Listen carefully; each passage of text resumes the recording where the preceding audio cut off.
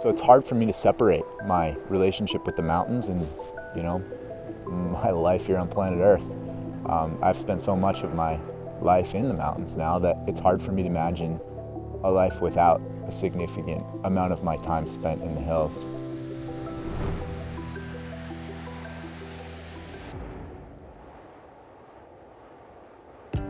I was born in New Jersey.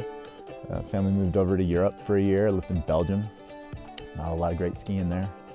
Well, I was first exposed to mountain guiding in Colorado, which is where I moved after high school. Really, when I first started getting exposed to the backcountry was when I got fired from my job with guest services there for doing a little bit too much on the clock skiing.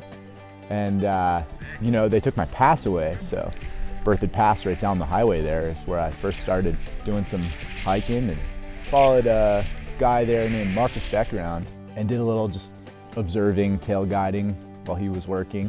You know, the romantic vision of getting paid to go skiing was very appealing to me. So made my way up to Jackson.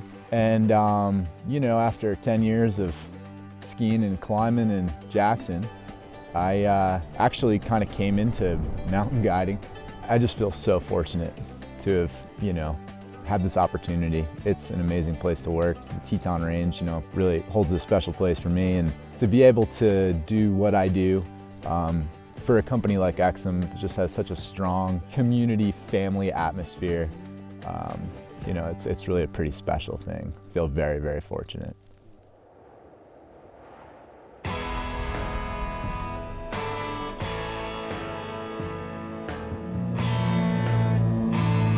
State-of-the-art weather station. Look at that. Yep, we got about 10 millimeters of windboard right here. It's good enough for these guys, not good enough for me. When I arrived in Alaska, you know, I had no idea what to expect for where we'd be skiing, what the snow conditions were going to be like. Snow looked kind of okay, but very untypical for Alaska, you know. We're pretty limited on skiable snow surfaces out here right now. It really is amazing to see what qualifies as good enough snow. It's one thing to be able to work your way down some of this terrain in these variable marginal snow conditions. These guys are just skiing it at full throttle. Being on slope, watching them skiing, it is mind-boggling, like how far beyond the level of reasonable speeds to ski these snow conditions these guys are shredding at.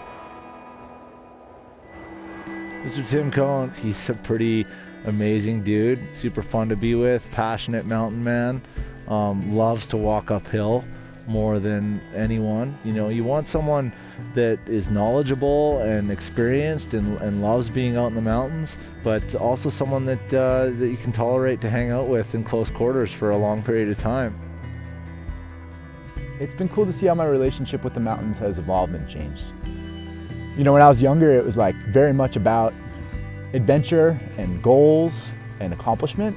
And as I've grown up, it's like so much more about the experiences that I have to share with my partners in the mountains.